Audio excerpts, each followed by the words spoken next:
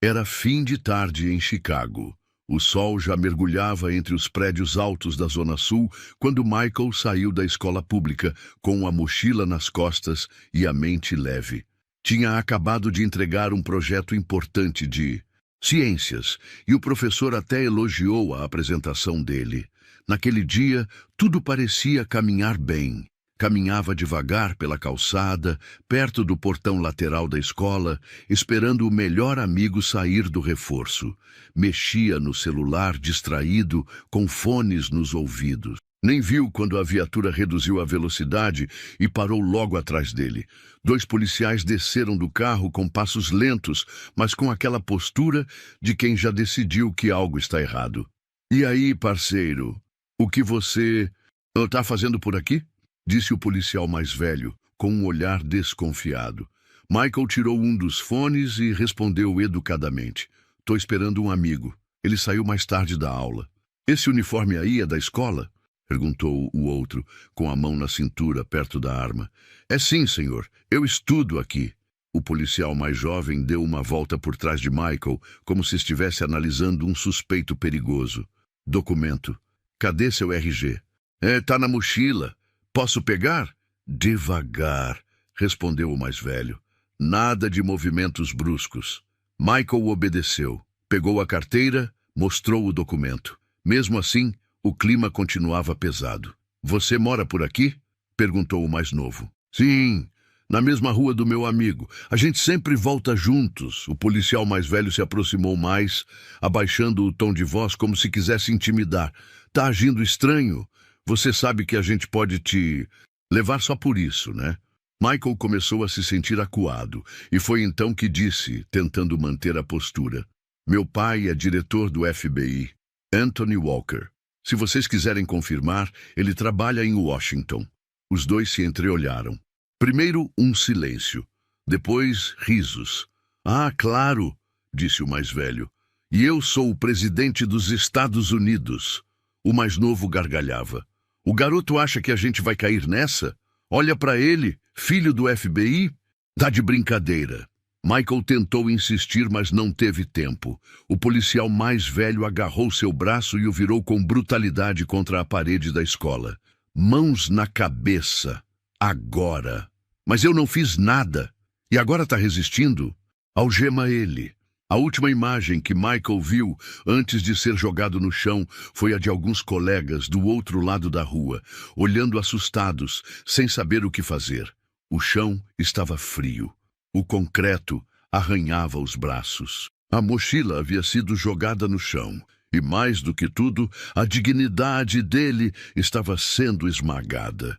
E o que aqueles policiais não sabiam é que haviam acabado de colocar as mãos no filho do homem errado.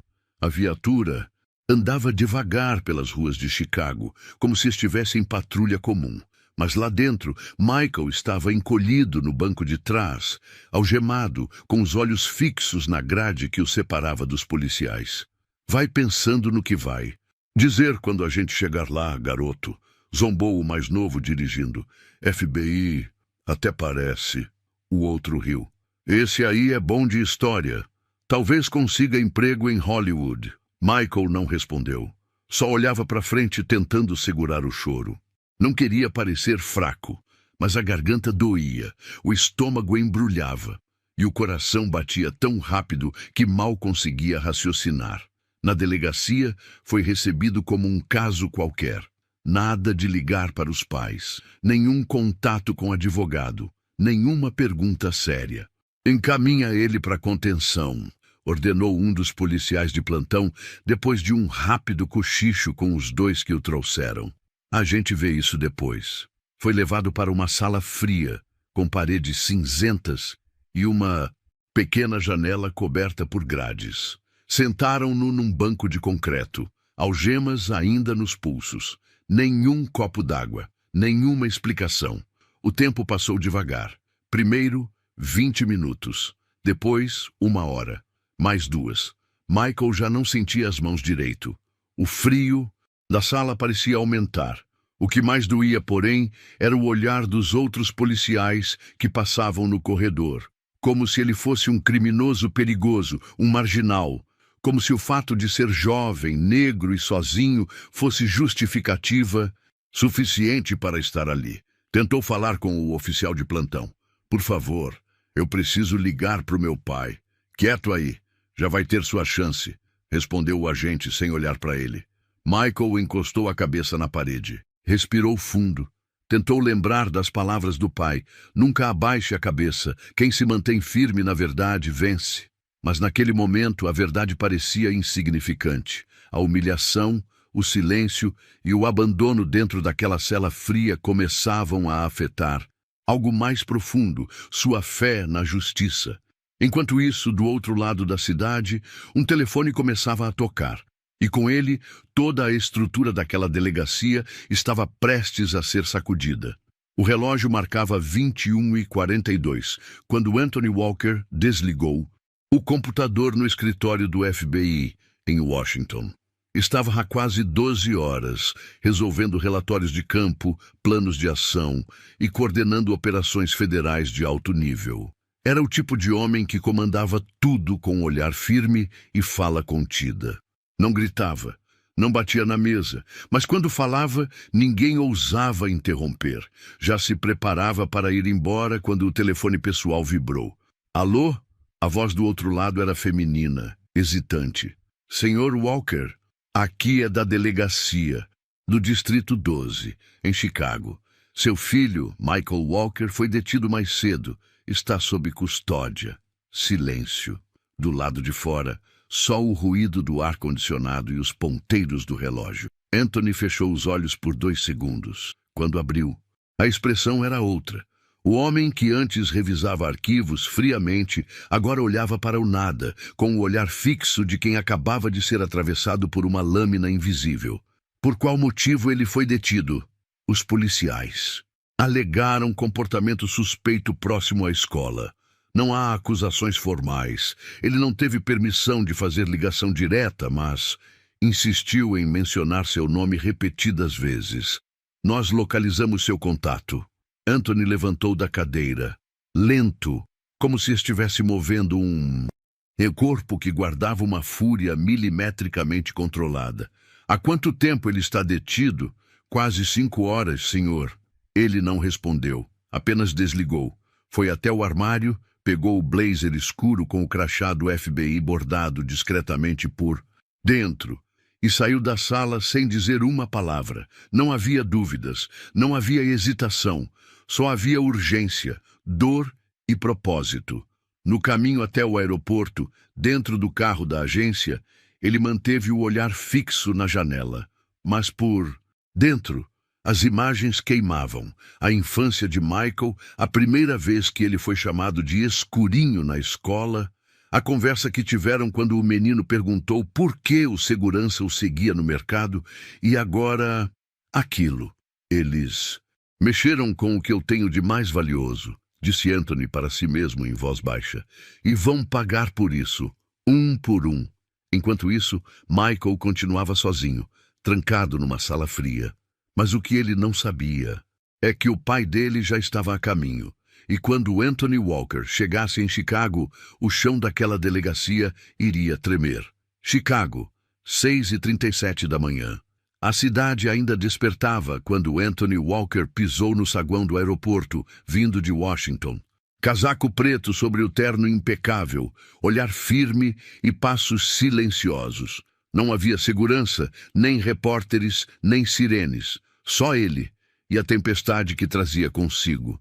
Do lado de fora, um carro do FBI aguardava. O motorista abriu a porta sem dizer uma palavra. Não precisava. Durante o trajeto até a delegacia do Distrito 12, Anthony manteve os olhos fixos na paisagem urbana. Prédios antigos, cruzamentos cheios de semáforos queimados, placas de vende-se nas esquinas. Chicago era uma cidade marcada por contrastes. Mas ali, naquele dia, ela veria algo que não estava acostumada. Um pai negro, de alto escalão federal, vir exigir respeito, justiça e responsabilidade. Não com gritos, mas com documentos, postura e verdade. Às 7h11, o carro estacionou em frente à delegacia. Anthony desceu com calma. Um agente do FBI local o aguardava na calçada. "Senhor Walker, quer que eu vá à frente?" perguntou respeitosamente. "Não, hoje eu entro sozinho", respondeu Anthony. Ao atravessar a porta da delegacia, o silêncio foi imediato. O atendente na recepção travou o teclado no meio da digitação. Um policial que passava com uma caneca de café parou no corredor. Todos pareciam sentir, sem saber explicar, que algo estava errado para o lado deles. Anthony caminhou até o balcão com lentidão calculada. "Bom dia. Gostaria de ver meu filho, Michael Walker. Está aqui há mais de 5 horas. Eu sou Anthony Walker, diretor regional do FBI." A recepcionista arregalou os olhos. Digitou nervosa. Tentou disfarçar o tremor nas mãos. "Se só um instante, senhor." Em segundos, um sargento apareceu apressado, já suando antes mesmo de saber do que se tratava. Reconheceu Anthony de uma conferência sobre segurança nacional meses antes. Agora, diante dele, se sentia um estagiário. "Senhor Walker, olha, houve um mal-entendido. Os policiais..." Anthony interrompeu sem mudar o tom de voz. "Quero ver meu filho agora. Em seguida, quero conversar com os policiais responsáveis pela detenção. Nessa ordem." O sargento hesitou. Estava acostumado a lidar com famílias desesperadas, mas aquilo era diferente. Ali estava um homem acostumado a dar ordens e ser obedecido. Minutos depois, Michael foi trazido à sala de espera. Olhos fundos, rosto abatido, a expressão de quem havia envelhecido 10 anos em poucas horas.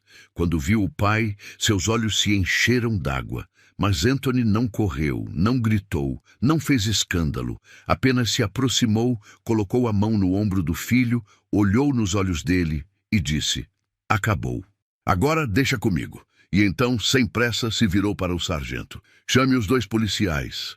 Agora." A sala de reuniões da delegacia era pequena, com paredes bege desbotadas e uma mesa de fórmica no centro. 2 copos d'água, esquecidos, e o silêncio dos minutos antes da tempestade. Anthony Walker estava sentado na ponta da mesa, com as mãos cruzadas sobre uma pasta de couro. Michael, liberado, mas ainda abalado, havia sido levado para uma sala ao lado, sob a orientação do pai. "Eu preciso falar com ele sozinho", ele disse. "E você precisa ouvir que o que aconteceu com você não vai passar em branco." A porta se abriu. Os 2 policiais entraram. E o clima mudou instantaneamente. O mais velho, o que havia algemado Michael, ainda tentava parecer seguro. O mais novo mantinha a cabeça baixa, o rosto tenso, como quem já sabia que a sorte havia acabado. Anthony não se levantou. Não os cumprimentou. Apenas disse: "Sentem." Eles obedeceram. Por um instante, silêncio. O som do relógio da parede parecia ecoar como um tambor de guerra. Anthony abriu a pasta, tirou um documento e colocou sobre a mesa. "Isso aqui é o relatório oficial da abordagem feita por vocês. Assinado, carimbado. Levei 5 minutos para acessar no sistema interno. 5. Sabe quanto tempo meu filho ficou preso aqui dentro, sem direito a telefonema, sem acesso a um adulto, sem uma acusação formal? Quase 6 horas. O policial mais velho pigarreou. "Senhor Walker, a gente agiu dentro dos protocolos. O comportamento dele parecia..." Anthony ergueu os olhos pela primeira vez. E os 2 calaram. "Vocês sabem o que é comportamento suspeito?" Um garoto com uniforme escolar, mochila nas costas, esperando o amigo sair da aula. Ou será que suspeito significa preto, sozinho e de cabeça erguida? O policial mais novo tentou justificar. Ele disse que era filho do diretor do FBI. A gente achou que estava mentindo. Anthony apoiou os cotovelos na mesa e se inclinou levemente, olhando direto nos olhos deles. E se fosse? E se fosse só um garoto tentando se proteger de uma abordagem agressiva? Isso justificaria jogar ele no chão, algemar, rir da cara dele.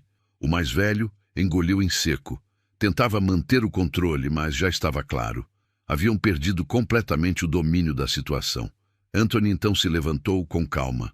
"Eu não vim aqui pedir explicações. Eu vim dar um recado. Andou até o lado da mesa, parou entre os dois policiais. Meu filho foi ensinado a respeitar a lei, a confiar no sistema, a seguir regras, e em troca ele foi humilhado por vocês. O erro de vocês não foi só prender um inocente. Foi achar que ninguém viria por ele. Foi rir do sobrenome que vocês deviam ter temido. Fez uma pausa longa. Vocês estão fora, expulsos. A partir de agora, oficialmente desligados da corporação. A decisão foi aprovada esta manhã. O comunicado será entregue em mãos nas próximas horas. Os dois ficaram em silêncio absoluto.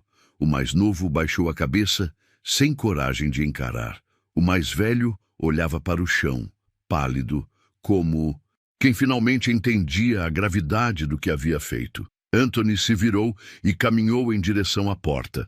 Antes de sair, disse sem olhar para trás: "A farda que vocês vestiram foi feita para proteger. Hoje, ela serviu para envergonhar." E saiu. Do lado de fora, Michael o esperava sentado. Quando viu o pai se aproximar, se levantou. Anthony apenas disse: "Eles não vão machucar mais ninguém." Já do lado de fora da delegacia, Michael caminhava ao lado do pai com passos lentos. A cidade começava a despertar de vez. O movimento nas ruas aumentava, mas entre eles, o silêncio era absoluto. Anthony apertava a pasta de documentos contra o corpo, e Michael mantinha os olhos baixos, como se ainda carregasse as algemas, mesmo depois de livres. No carro, o motorista do FBI abriu a porta para os dois. Anthony entrou primeiro. Michael hesitou por um segundo e entrou logo em seguida. O veículo blindado começou a andar, mas a tensão no interior dele era tão densa que parecia que o tempo tinha parado. "Pai", disse Michael, quebrando o silêncio com a voz falha. "Eu achei que não fosse sair dali." Anthony olhou para ele. "Eu sei. Eu falei seu nome, tentei explicar, eles riram, me chamaram de mentiroso e mesmo assim, eu não queria reagir. Eu só queria ir para casa. Mas quando eles me algemaram, eu senti vergonha. Não só de estar ali, mas de ser quem eu sou." Essas palavras bateram em Anthony como socos no peito. Ele se inclinou um pouco no banco. Não como agente, não como diretor do FBI, mas como pai. "Escuta bem o que eu vou te dizer, Michael. Você nunca, nunca deve sentir vergonha de ser quem você é. Eles tentaram te fazer acreditar que você vale menos por causa da sua cor, da sua postura, da sua origem. Mas você é tudo o que eles nunca terão: dignidade, educação, força. E agora eles sabem disso, por isso tiveram medo." Michael olhou para o pai emocionado. "Você não sabe como eu pensei em você lá dentro. Eu fiquei tentando imaginar o que você faria, o que você diria. E mesmo assim, eu me senti pequeno." Anthony colocou a mão no ombro do filho e falou com firmeza: "Você não é pequeno, filho. Você foi gigante. Sabe o que é ter 16 anos, ser algemado no chão e ainda assim manter a cabeça erguida?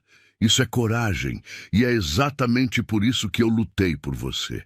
Porque você é maior do que esse sistema podre." Michael segurava o choro, mas não conseguia mais evitar. As lágrimas caíam silenciosas, não de tristeza, mas de alívio, de finalmente se sentir visto, protegido, validado. Anthony o puxou para perto e o abraçou. Um abraço firme, de quem carrega o peso do mundo nas costas, mas ainda encontra forças para proteger o que mais ama. "Isso nunca mais vai acontecer com você, eu prometo. E se algum dia acontecer com outro garoto, eu vou estar lá também." Michael, com a voz embargada, respondeu: "Eu também, pai. Eu quero fazer parte da mudança. Não quero só sobreviver. Quero lutar com você." Anthony o olhou surpreso e, pela primeira vez em horas, sorriu. 2 dias após a detenção de Michael, Anthony já estava de volta a Washington. Mas dessa vez, algo nele havia mudado. Ele não estava mais apenas cuidando de um caso pessoal. Estava carregando o nome do filho e de tantos outros garotos que não tiveram um pai com crachá federal para protegê-los. Na sede do FBI, ele convocou uma reunião emergencial com os responsáveis pela cooperação federal entre o governo e os departamentos de polícia locais. A sala estava cheia. Agentes veteranos, diretores de outras regiões, especialistas jurídicos. Todos sabiam o motivo daquele encontro. O caso havia repercutido entre os corredores silenciosos da justiça. Mas ninguém esperava a firmeza cortante de Anthony naquela manhã. "Senhores, vamos aos fatos", começou ele. Um garoto negro de 16 anos foi abordado, algemado e detido sem causa, sem registro, sem protocolo. Esse garoto é meu filho, mas poderia ter sido qualquer outro. E o que aconteceu com ele não foi um erro isolado. Foi um reflexo de um sistema que aprendeu a oprimir antes de investigar. Houve silêncio na sala. Ninguém ousava interromper. Anthony continuou. "Se quisermos ser um país que respeita direitos, precisamos começar por dentro, com os que usam farda, com os que têm armas e, principalmente, com os que acham que têm o direito de rir na cara de um garoto que apenas falou a verdade." A partir dali, Anthony propôs 3 medidas concretas e fez questão de assinar como iniciativa pessoal. Implementação obrigatória de treinamentos antirracistas e de abordagem civil em todos os departamentos parceiros do FBI. Criação de um comitê de revisão de conduta com participação externa para evitar corporativismo em casos de abuso. Lançamento de um canal direto para denúncias de abordagens discriminatórias envolvendo jovens, com resposta em até 24 horas. O que Anthony propôs não era discurso, era ação. E mais do que isso, era um movimento que ninguém mais teve coragem de iniciar antes. Após a reunião, uma agente se aproximou dele e disse: "Senhor Walker, esse projeto vai incomodar muita gente. Tem certeza de que quer seguir?"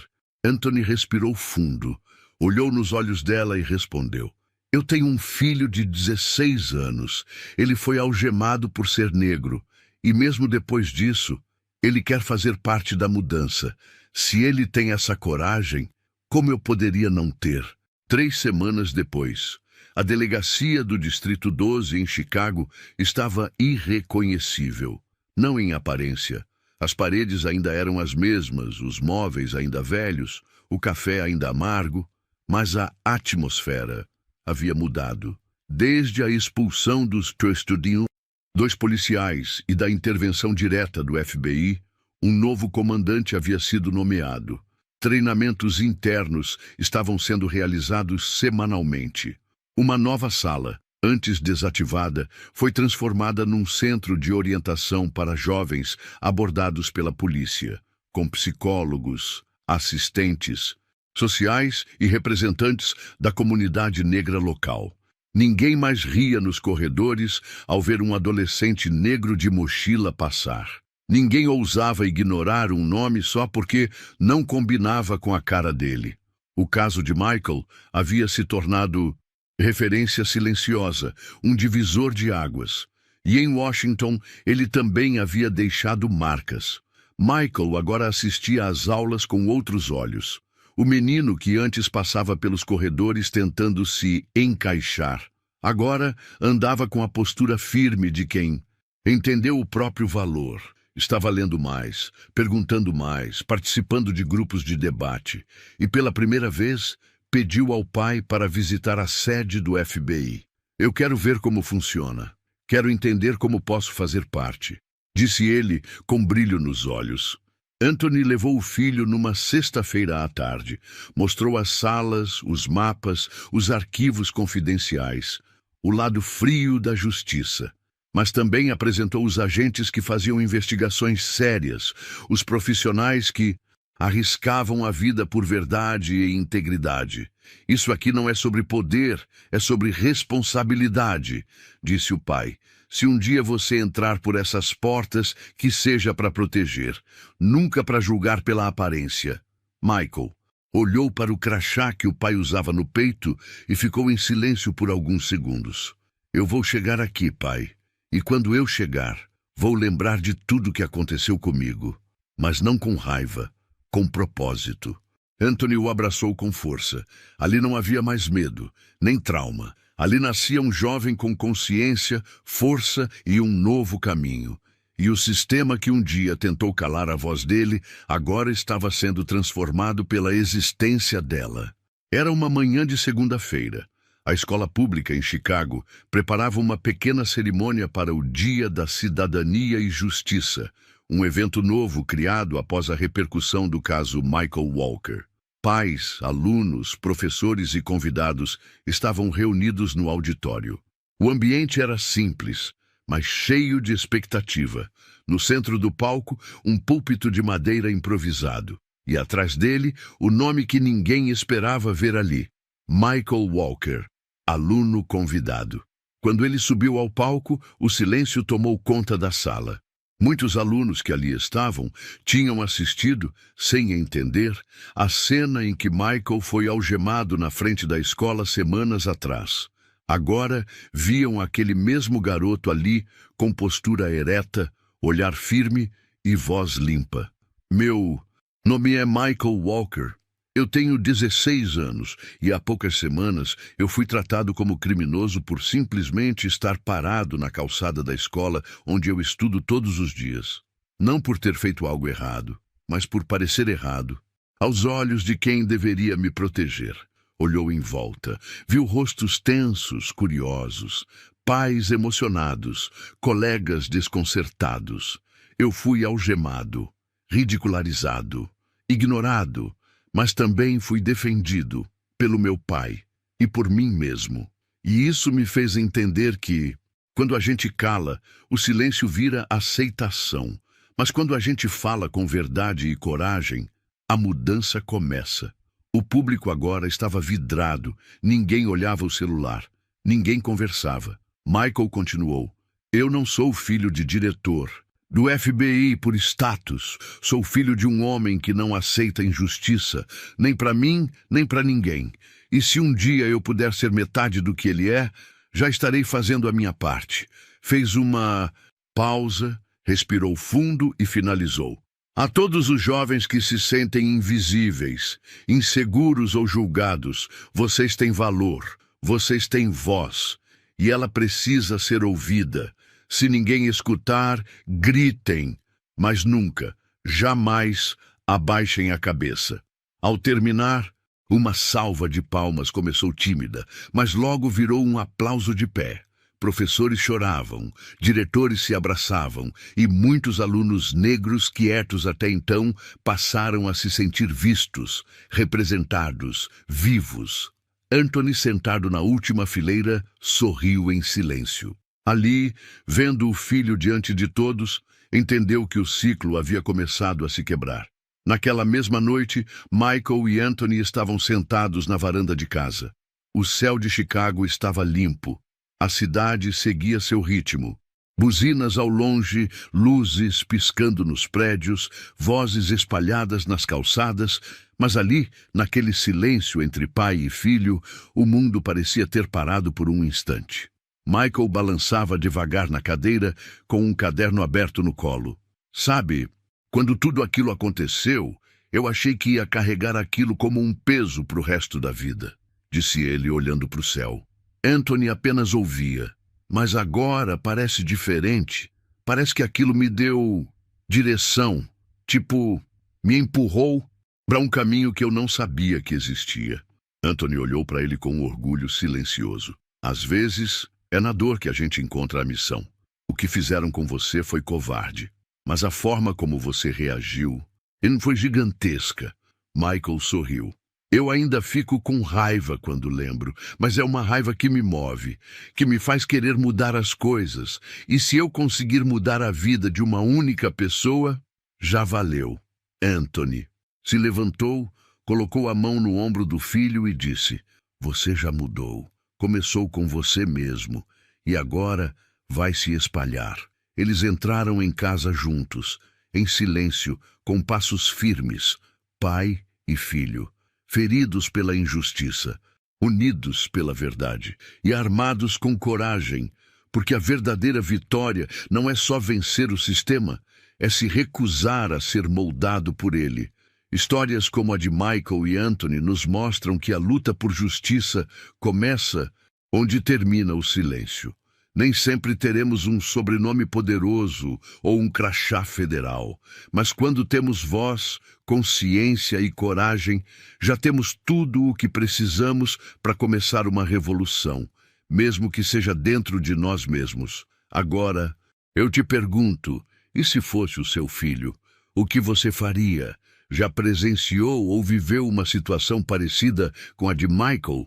Comente aqui embaixo. Sua história importa, sua voz é poderosa. E se você quer continuar acompanhando histórias emocionantes e inspiradoras como essa, se inscreva no canal agora mesmo e ative o sininho, porque a próxima história pode ser a que vai mudar o seu dia ou a sua vida.